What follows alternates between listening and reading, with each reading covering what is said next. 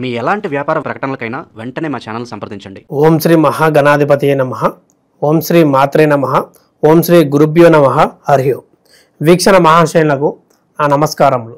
ఇప్పుడు ఈ యొక్క 2025 సెప్టెంబర్ మాస ఫలాలు మేషాది ద్వాదశ రాశుల వారికి ఈ నెలంతా ఏ విధంగా గోచరిస్తుంది, గ్రహస్థితులు ఏ విధంగా వీరికి గోచరిస్తున్నాయి, చేసుకోవాల్సిన పరిహారాలు, శుభ ఫలితాలు ఏ విధంగా వీరికి ఉండబోతుంది ఈ నామాతం అనేది ఈ యొక్క 12 రాశుల వారికి ఈ యొక్క కార్యక్రమం ద్వారా మనం తెలుసుకునే ప్రయత్నం చేద్దాం. ముందుగా మేషాది ద్వాదశ రాశులలో మొదటిదైన మేషరాశి గురించి తెలుసుకుందాం. మేషరాశి అనగా అశ్విని 1, 2, 3, 4 పాదములు, భరణి 1, 2, 3, 4 పాదములు, కృత్తిక 1 పాదం కలిస్తే మేషరాశి అవుతుంది. ఈ యొక్క రాశి యొక్క అధిపతి కుజగ్రహము, అదేవిధంగా చరరాశి, అగ్నితత్వ రాశి అని కూడా మనం చెప్పబోతున్నాం.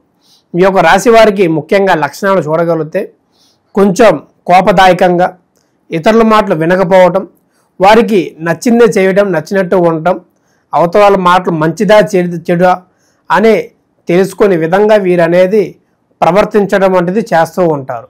అది జాగ్రత్త చేసుకొని ముందుకు వెళ్ళటం మంచిది. ధైర్య సాహసాలు కానీ, వీరికి ఉన్న శక్తి కానీ, ఒక ఏనుగు ఉన్నంత బలం ఉన్నా సరే సమయం తగ్గట్టు వాడుతూ ఉంటారు. ఏ సమయాన్ని బట్టి ఆ సమయానికి వీరి యొక్క శక్తిని ప్రదర్శించకుండా నిదానంగా ఉంటూ అవకాశం కోసం వేచి చూస్తూ ఈ యొక్క చేసే విధంగా ఈ నెల మొత్తం కనబడుతుంది. అదేవిధంగా ఈ యొక్క రాశి వారికి ఈ యొక్క డబ్బు పరంగా ఈ నెలంతా ఏ విధంగా ఉందంటే, ఆర్థికంగా చాలా వరకు ఇబ్బందులు. ఇప్పుడు ₹1 సంపాదించామంటే తర్వాత ₹2 ఖర్చు అవుతావు. ఈ నెల ఇంత కూడబెట్టుకున్నాం, ఈ యొక్క రాబోయే నెల ఇంత సేవింగ్స్ ఉన్నాయి అనుకునే ఆశలోనే దురదృష్టం అనేది వీళ్ళకి తగిలి ఉన్నది మొత్తం నీలపాలు అయిపోయి ఖర్చులు అయ్యే అవకాశం ఉన్నది. వీరికి ఆర్థికంగా చూడగలిగితే చాలా వరకు ఇబ్బందులు వచ్చే ఉన్నాయి. డబ్బులు అనేది జాగ్రత్త చేసుకోండి. మరియు ఈ యొక్క మేషరాశి వారికి వ్యాపార పరిస్థితి చూడగలిగితే వ్యాపారంలో ఒడిదుడుకులు, చేయాల్సిన పనులలో నష్టం చేకూర్చడం, వీరికి అదృష్టం అనేది చాలా వరకు తక్కువగా ఉంటూ వీళ్ళ కష్టే జీవితం లాగా పనిచేస్తూ ఉండాలి. కానీ వీరు వ్యాపారం చేసేటప్పుడు కూడా వీరి దగ్గర ఎవరైతే పనిచేస్తారో వాళ్ళు నమ్మడం కూడా చాలా తక్కువగా ఉండాలని చెప్పగలవచ్చు. ఎందుకంటే వారి నుంచి మోసాలు, మీరు లేనప్పుడు కొన్ని వస్తువులు కానీ డబ్బు కానీ అది మీ నుంచి దూరం చేయడం వంటిది కూడా చేస్తూ ఉంటారు. వ్యాపార విషయంలో 1-2 సార్లు మన కుటుంబ వ్యక్తులే ఉండగలిగితేనే దానికి సరైన లాభం అనేది నెల చివరిలో మనకి పొందే అవకాశం ఉన్నది. అది జాగ్రత్త చూసుకోండి. మరియు భార్యాభర్తల మధ్యలో కూడా ఈ యొక్క నెల మొత్తం చిన్న ఘర్షణలు, మాట పట్టింపుల వల్ల ఎంతో దూరం వెళ్ళిపోవడం, తల్లిదండ్రుల విషయం దాకా వెళ్ళటం, చిన్నదాన్ని పెద్దగా చేసుకొని ఎన్నో గొడవలు, నష్టాలతో అనేది వీరి యొక్క జీవితం అనేది కొనసాగుతుందని చెప్పుకోవచ్చు. మీరు బాధపడుతూ కొట్లాడుకుంటే మీ యొక్క బంధువులు కానీ, పక్కింటి వాళ్ళు కానీ ఎక్కువ ఆనందిస్తూ మీ ముందు నటిస్తూ మంచిగా చేస్తూ మీ వెనక అనేది గోతులు తీసే ప్రయత్నాలు చాలా వరకు ఎక్కువగా చేస్తూ ఉంటారు. అది మైండ్లో ఉంచుకొని ఏ విధంగా ప్రవర్తించాలి, భర్త ఎలా ఉండాలి, భార్య ఎలా ఉండాలి, అత్త మామ ఏ విధంగా నడుచుకోవాలి, వాళ్ళకి ఫ్రీడమ్ ఇచ్చే విధంగా వీరు చేసుకోవటం వల్ల వీళ్ళకి మంచిదని చెప్పుకోవచ్చు. వారి వల్ల అత్త మామ వల్ల ఈ యొక్క పిల్లలకి అనేది ఎఫెక్ట్ లేకుండా చూసుకుంటే వీరి యొక్క జీవితం ఉమ్మడి కుటుంబం లాగా జీవితాంతం కొనసాగుతుందని చెప్పదగిన సూచన. మరియు ఎవరైతే ఆ ఒక మేషరాశి వారు ఈ యొక్క నెల పిల్లల వివాహం కోసం ఆలోచిస్తున్నా లేదా చేద్దామనుకున్నా డబ్బు లేక ఇబ్బంది పడుతున్నా సరే మీకు ఒక శుభవార్తను చెప్పుకోవచ్చు. ఏదైనా ధన సహాయం కానీ, ఆకస్మిక ధన ప్రాప్తి కానీ, మీకు బంధువుల నుంచి కానీ లేదా పూర్వీకులు దాచి ఉన్న దగ్గర నుంచి కానీ మీకు వచ్చే ప్రాప్తి అనేది ఈ నెల కనబడుతుంది. లోన్లో ఏదైతే గోల్డ్ మీరు పిల్లలకి, కోడలకి, ఏదైనా భార్యకి పెట్టిన లోన్ కూడా ఆ ఒక పూర్తిగా విడిపించేసి వారి యొక్క ఒంటి మీద ప్రదర్శించే విధంగా కనబడుతూ కుటుంబం మొత్తం సుఖ సంతోషాలతో, భోగ భాగ్యాలతో వర్ధిల్లుతుందని ఈ యొక్క మేషరాశి వారికి అద్భుతంగా యోగిస్తుంది. గ్రహాలు కూడా అన్ని విధాలుగా అనుకూలిస్తున్నాయి. ఈ నెల మొత్తం వీరికి పట్టిందల్లా బంగారంలాగా, విజయస్తు ప్రాప్తిరస్తులాగా ఉంది. కాబట్టి జాగ్రత్త చేసుకొని ముందు రాబోయే నెలలలో మరికొన్ని విషయాలు తెలియజేసుకునే ప్రయత్నం చేయండి. ఈ యొక్క రాశి వారికి వివాహం విషయంలో తొందరపాటు పడటం మంచిది కాదు. ఎవరైతే వివాహం కాక బాధపడుతున్నారో, ఎవరైతే చేసుకుందాం అనుకుంటున్నారో వారు కొంచెం నిదానపడుతూ ఈ నెల కాకుండా ఈ యొక్క సంవత్సరం చివరిలో అనేది వీరికి శుభవార్త లభించే విధంగా ఉంది. ఎప్పటి నుంచో వేధిస్తున్న ఏలినాటి శని ప్రభావంగా వీరికి కొన్ని బాధలు, కష్టాలు, డబ్బు నిలవకపోవటము, మనశ్శాంతి లేకపోవడం, సొంత వాళ్ళతోనే గొప్ప గొప్ప యుద్ధాలు చేయటం వంటిది కూడా వీరు కొనసాగిస్తున్నారు. కాబట్టి అది జాగ్రత్త చేసుకొని ముందుకు వెళ్ళటం మంచిది.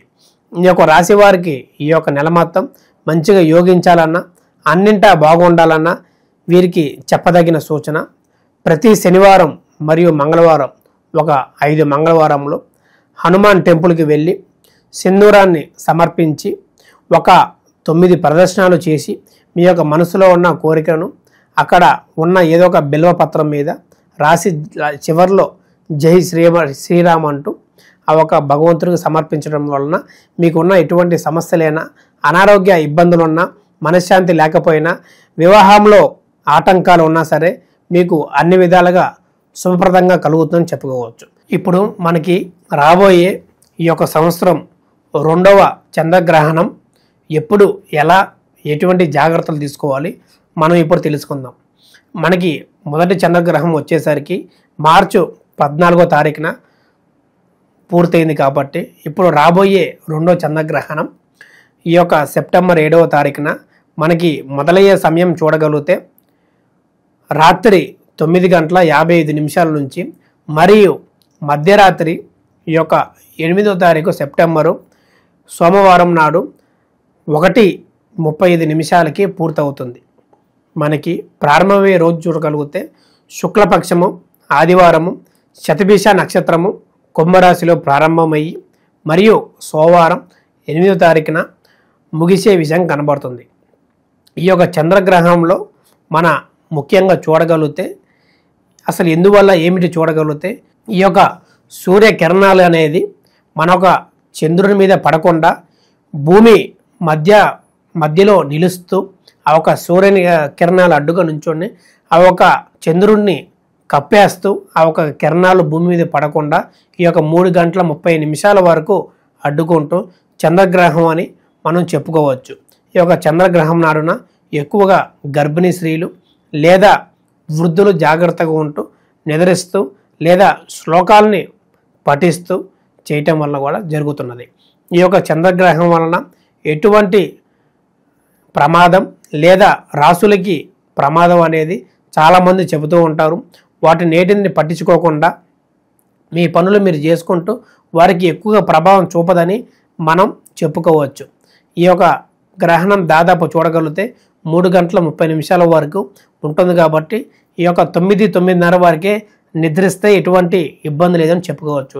తెల్లవారుజామున లేచిన వెంటనే తలస్నానం చేసి శివాలయం దర్శనం చేసుకొని శివాభిషేకం చేసుకోవటం వల్ల కూడా వీరికి శుభ ఫలితాలు కలుగుతూ అన్నింటా బాగుంటుందని మనం చెప్పుకోవచ్చు.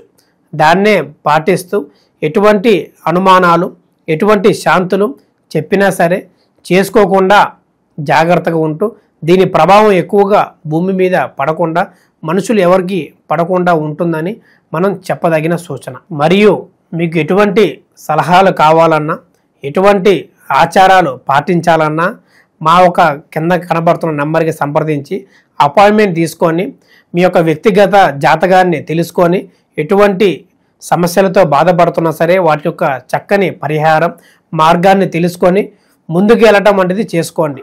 ఈ యొక్క రాశి ఫలాలు అనేది దాదాపు 50 నుంచి 70% వరకు ఫలిస్తుంది. మరియు పూర్తిగా తెలుసుకోవాలనుకున్నా మా ఒక నంబర్కి సంప్రదించి మీ యొక్క సందేహాలు ఏదైనా సరే ఎటువంటి సమస్యకైనా సరే చక్కని పరిహారం అనేది చూపబోతాం. శుభం. లోకా సమస్త సుఖినో భవంతు.